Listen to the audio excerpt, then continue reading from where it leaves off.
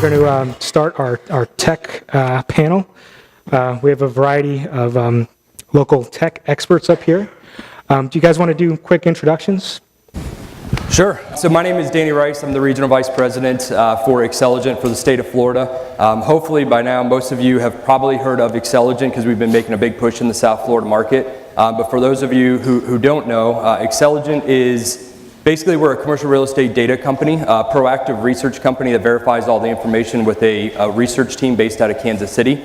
Probably the easiest way to summarize it for most of you in the room, we're the direct competitor to CoStar. There's really only two companies that do proactive research, and that's CoStar and Axelajunt. And so the company's been around since 1999. We're in 50 markets across the country currently as we speak.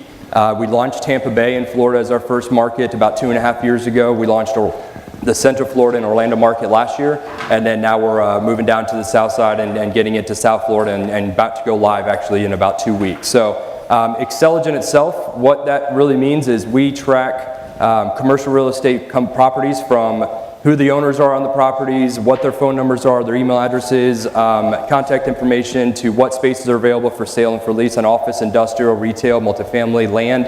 We also track the tenants in the buildings. We have an entire tenant team that sits in Kansas City that proactively calls tenants to verify that they're actually in existence. If anybody's used Dun & Bradstreet, you've probably known they're about 60% accurate. So we take that information, we build on top of that, we call it, we verify it, and we put it into the system with all these different verification tools.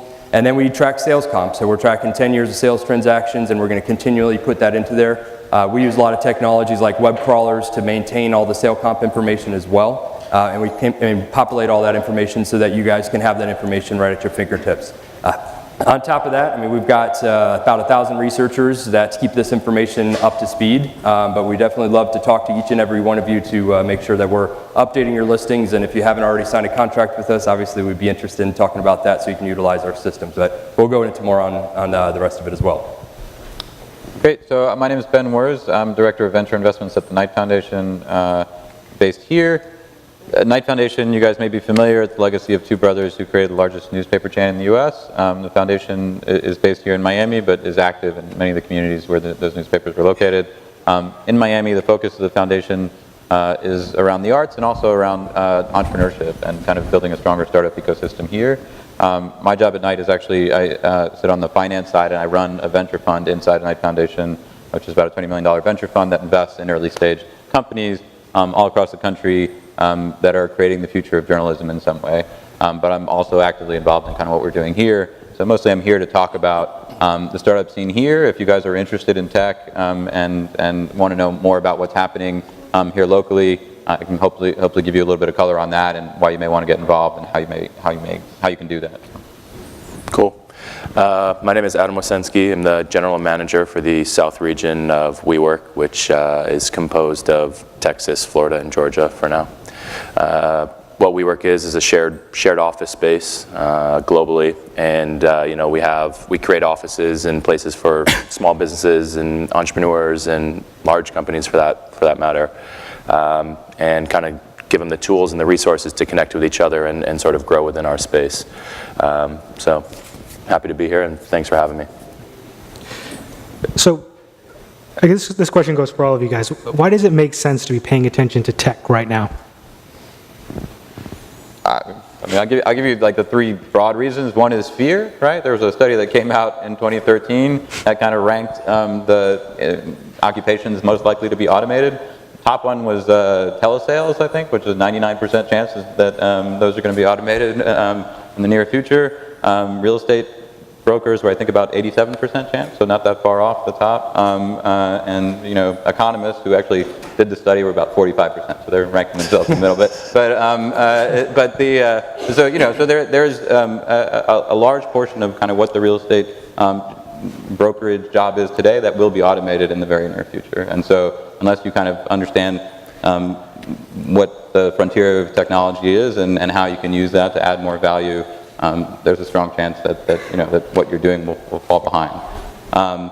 Second, there's a lot of opportunity, right? I mean, particularly locally, just paying attention to what startups are getting funded. One of the first things you do after you get a big round of funding is look for a bigger place. Usually, you hire up and you look for a bigger place. So you should be paying attention to that just from a purely professional standpoint. And then, there's a lot of upside in being able to integrate these technologies into what you're doing, right? So maybe greed, right, would be the second reason. And the last reason would be, I guess, love, right? I mean, ultimately, the reason I'm doing this is because I have kids. I want Miami to be a city where, I hope my kids, like everybody, I think my kids are brighter and, more hardworking than all the others. And so I want them to actually build their big ideas when they get them here. And honestly, unless we're sort of, we really integrate tech into the fabric of a lot of the things that we're doing here in Miami, they're not going to want to do that, is honestly the truth. And so really, the reason that Knight is focused so much on entrepreneurship and startups in particular is really, we want people with big ideas to be able to build them here. And this is really a talent retention play for us. And so kind of big picture, that's why I think you guys should be paying attention. Yeah, I'll add to a little bit. I think for specific to commercial real estate, I mean, we're pretty much all in this to obviously make money, and how can we make money faster, and what can we do, and a lot of that kind of comes to commercial real estate technology or technology in general.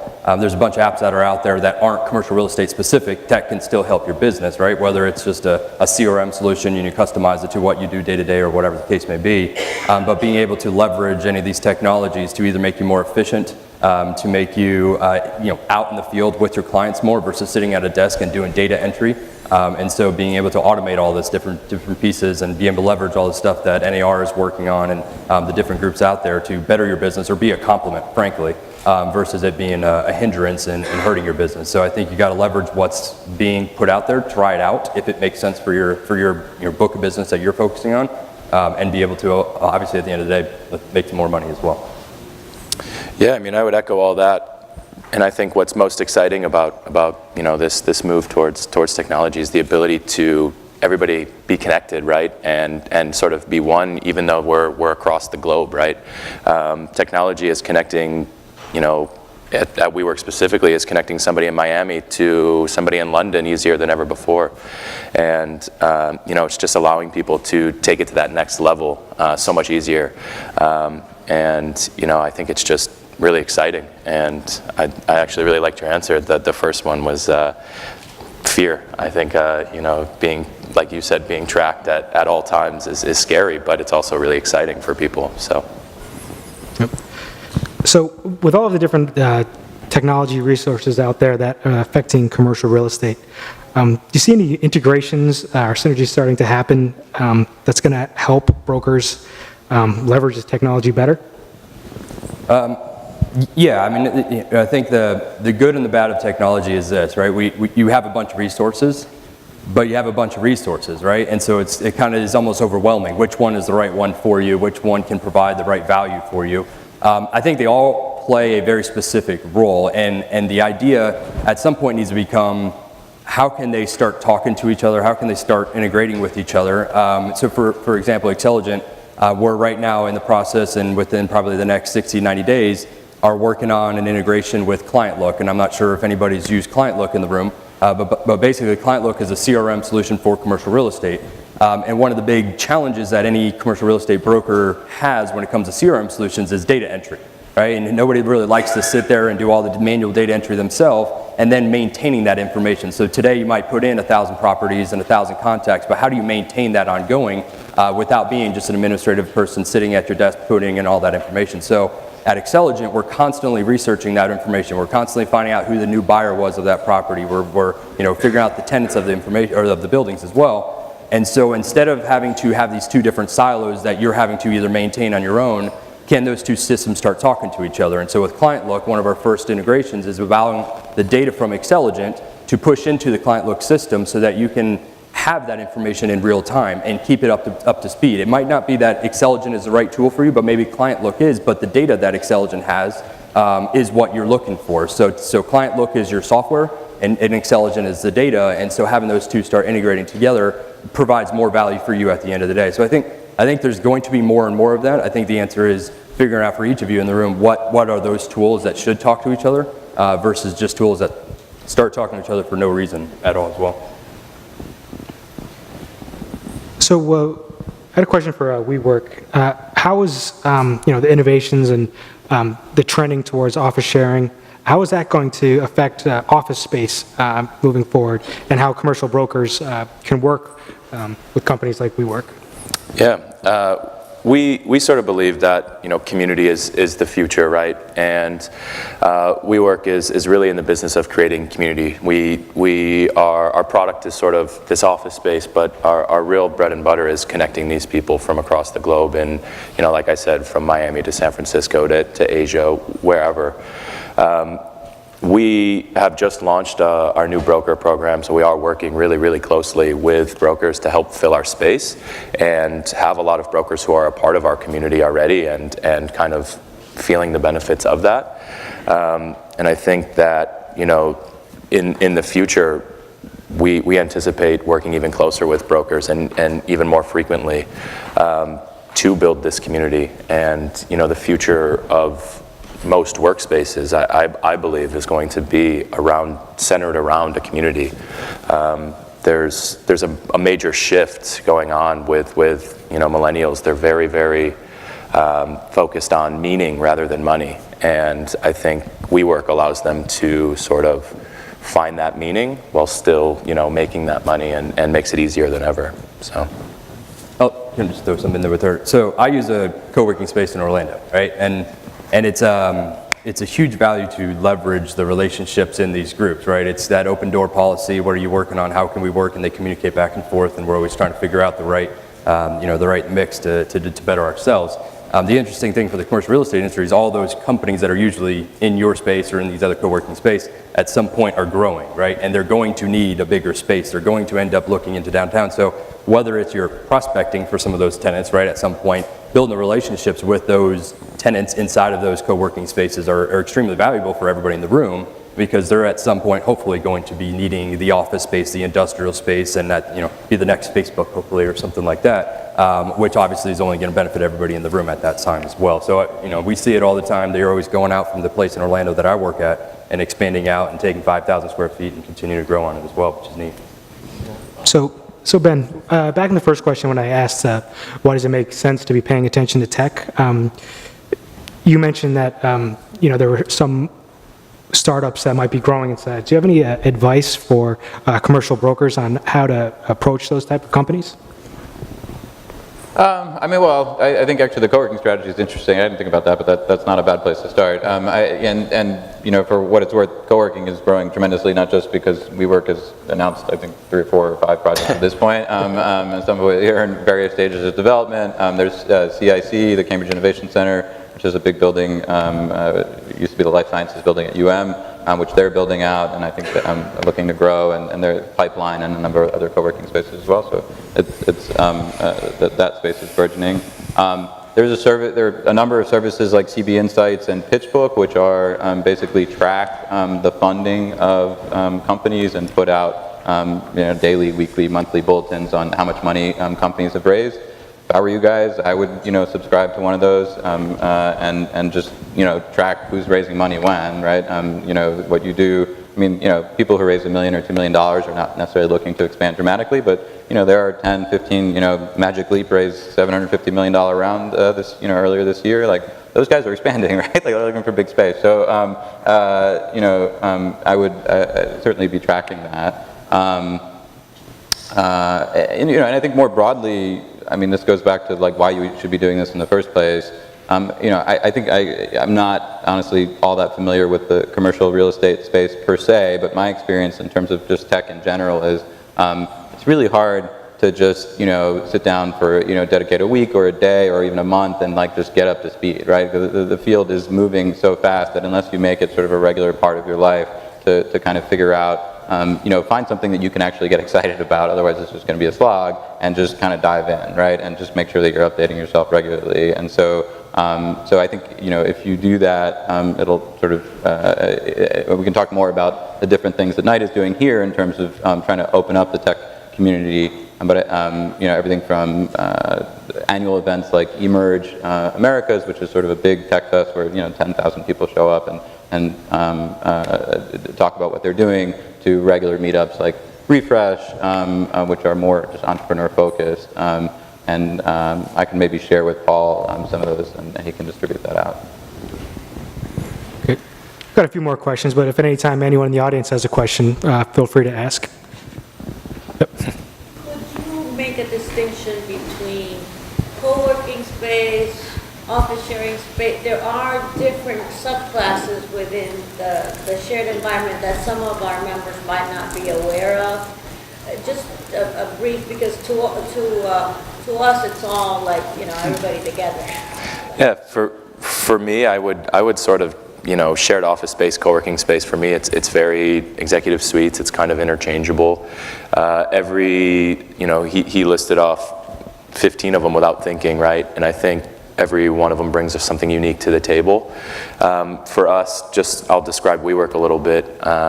99% of what we have are private offices. Really beautifully designed space, inspiring space. People want to be there. We're really focused on, again, connecting these members across the world, providing services that, they wouldn't necessarily get in a traditional office space, and then providing, technology for them to kind of grow within our space. Just quickly, 60% of our members have done business together, and the same amount have grown within our space. So the benefits of co-working are very, very, evident, meaning that 60% of people who have joined WeWork grew as a result of being there. And we like to provide those tools and resources for them to, manage that. But to answer your original question, co-working could be anything from everybody sitting in one big room, sitting around like their laptops, and for us it's, all private offices, so I think there's a lot of different variations, and we have different products that suit different needs, but I think it's kind of it is confusing, I agree. Okay. So what is, this is for anyone here, what has CRE Tech done to make brokers more efficient and or enhance their day-to-day processes? I think, it's a lot of it comes to efficiency. At the end of the day, I was with I won't say the name, but we were with a company a couple days ago that if you go back 10 years, right, the kind of belief was you had to have the boots on the ground, you had to go knock on every single door, you had to go and take basically 3, 4, 5 months to figure out all of this information that, as Ken Krasnow said in one of the previous panels, that has become a commodity today, right? And so what this tech side, and it's kind of interesting for Axelajunt because we're a tech company, but really we're a research company as well. So we kind of have to blend the best of both of those worlds together. We have to do this research that delivers all of that information through technology. And so by creating the ability for anybody in a matter of a second to say, give me every space that's between 5,000 to 10,000 square feet in this submarket, wherever the case may be, we just shorten that whole entire sales process down to a few minutes versus you having to sit there, go out and research all of that information, take photos by yourself, download them, get back to your computer, or get them to your admin and upload them and take care of it. But then you got to figure out a way to maintain it, right? And when you really look at the process that you have to take to maintain all that information, it's millions of dollars that you have to put into it to truly maintain it to a point, let's say, that's at least 80 to 90% accurate. It's never going to be 100% accurate. It's impossible to have every single space that's out there for lease and every single sale comp and tenant and lease expiration. And so for us, our whole goal as a research and technology company is how can we leverage those two together that allows you to save time so that instead of having to build out this database, you can hopefully get that deal or get to that prospect in a shorter period. Are you going to win the business? That's up to you. Like you can only lead a horse to water, but you can't get them to drink it, right? We can only give you the information that we research. At the end of the day, you have to interpret it. You have to be able to go to that client that you're pitching and be able to eloquently explain why you are more knowledgeable than the guy sitting next to you, and you deserve the right to list that property and sell it for him. So we want to solve the upfront, the starting point of the real estate process, which is how do I get the information? And then you all come in as the experts and can actually make some sort of decisions out of that information, which makes you successful at the end of the day. So for us, it's all about time and efficiency, and how can we really shorten up that process for you. I agree. I think it's all about the time inefficiency. You know, we heard earlier about the gentleman who was driving his hard leases to the lawyer's office and, you know, whiting out and going to the payphone and all that. And I think, you know, those days are over, and you don't have to worry about that anymore. Your technology, right, is crucial in finding this information, you know, very quickly. And, you know, an example that WeWork has saved time for brokers. You know, all you have to do is submit a referral through our portal, and we'll take care of the rest and make sure that you guys are getting paid. So I think that all of this technology is really saving time to make you guys more efficient. I would just add, there's a company, it's not on the commercial side, it's on the residential side, based locally, called Home 61, which you guys should check out. They've done a lot in terms of developing really a kind of a new model for brokerages, where it's really, you know, they're trying to empower brokers, where they automate a lot of the services in terms of the marketing up front and the follow-up on the back end. And, you know, again, it's on the residential side, but you can look at it and kind of get an idea of what you could do on the commercial side. I'd also say, I mean, I think actually the fact that the National Realtors Association has the technology center that you guys are doing is pretty forward-thinking. Anything, you know, you guys could do on a local level to replicate that would also be amazing, right? Like, the closer you can get to this stuff, the better it is. And so, yeah, I just throw that out there as you know, if you ever thinking about that at all, really, if that's inspiring to you at all, please come talk to me. I'm sure Knight can help you, if not directly, then indirectly, find the people you need to make that happen. Yep. If anyone wanted to find out more about that air quality sensor I was showing before, we will be bringing it to the annual convention in Orlando next month. Yep. Lease terms. Can you talk to us about your average lease term and your shortest? Reason being, when we go to the traditional landlord that we work for, and we're trying to explain the trends, we're explaining that people can't see 5 years down the line. And so, you know, that becomes a problem when they're putting in a lot of money into tenant improvements and they're trying to amortize it. But we're trying to explain this, that 3 years is a more realistic term. How are your terms, and what is the shortest term that you provide? I love that question. I see it all the time. People are saying, you know, I don't know what I'm going to be doing in 5 or 10 years. Like, I can't, you know, cut off my leg to have this lease, right? Maybe I'm going to be in Miami. Maybe I'm going to be in San Francisco. I have no idea. So our fastest growing segment of membership is enterprise and, you know, large companies. They're finding the benefits of WeWork, you know, employee retention, you know, hiring. It's just a really great atmosphere to be a part of. So the larger deals we can do, you know, I mean, the longest term that we'll probably look into is anywhere from 3 to 5 years. I would say 90% of WeWork memberships are month to month. Really saving the you know, maximizing flexibility. And again, these are not leases, they're agreements, and it's more like your gym membership than it is your traditional lease. So again, we're saving time, making brokers, making entrepreneurs and business owners more efficient. But you don't do any tenant improvements or anything, it is what it is. So I encourage, if you haven't seen a WeWork, to come in, and you know, we take on all of the TI in our build-outs. We can custom build spaces for people if they need something customized, and that's not foreign to us. But generally, people walk in and what they see is they like. Okay, that's going to be our last question. I know a lot of this has been very tech-heavy, but kind of going back to the basics, what attribute or skill do you think is most important for a CRE professional that they bring to the negotiation that just can't be replaced by technology? I would say that it's that human element, you know, the relationship. I mean, maybe you can, but I haven't found a computer or a technology that I have a relationship with like I do so many, you know, real estate brokers. And just that sort of, you know, understanding that a broker brings. I don't think that that'll ever be replaced. It's a very relationship-based, real estate is very relationship-based, like we heard earlier. So I don't see how technology sort of replaces that.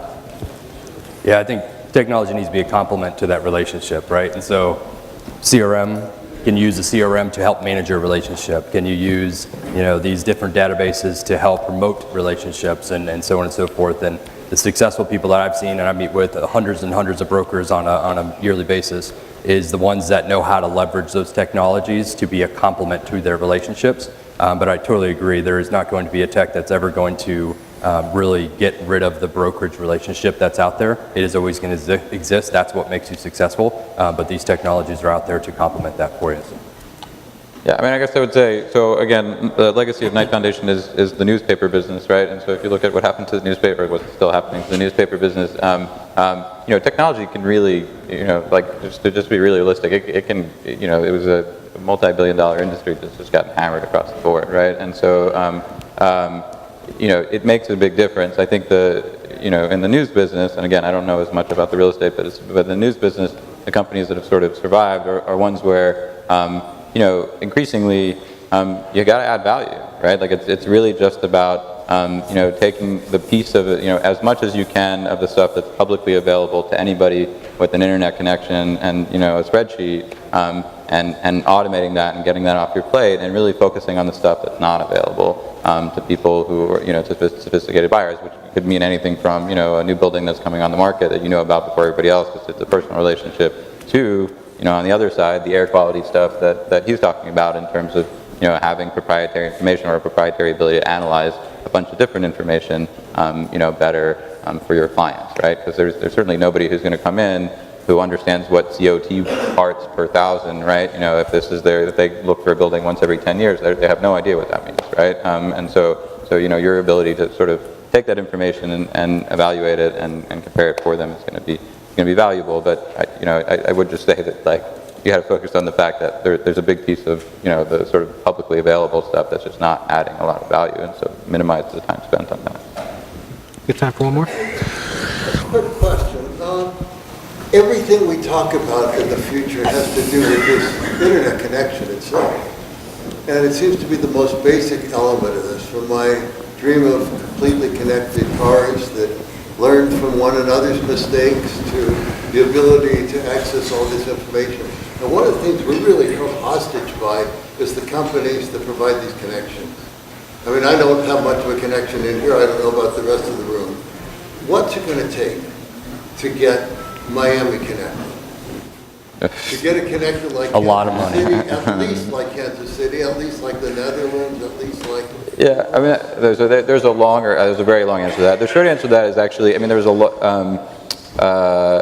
lot of activity around Google and fiber and, cities bidding for Google Fiber and getting that laid in. And I think both on the Google side and on the city side, that's become no longer an issue. I think that the conventional wisdom is that essentially the evolution of cell phone and other, sort of non-cable based connections are sufficiently fast that you actually they're going to solve that problem not on the ground but in the air essentially. And so a lot of the really big infrastructure costs that would require to kind of lay fiber to, house to house the way they have in certain blocks in New York City and I think in Kansas City and some other places is probably not going to happen, and maybe may not need to happen for for us to compete, in terms of internet speed. It's a couple of years out, and so there's still a lot of room to go. I don't actually think that's a big problem for Miami in the scope of our big problems. In terms of getting tech to accelerate, I think actually a much bigger problem is honestly the fact that people don't. People with money here understand real estate really well. To some extent, they understand traditional businesses and private equity really well. They do not understand startup investing really well.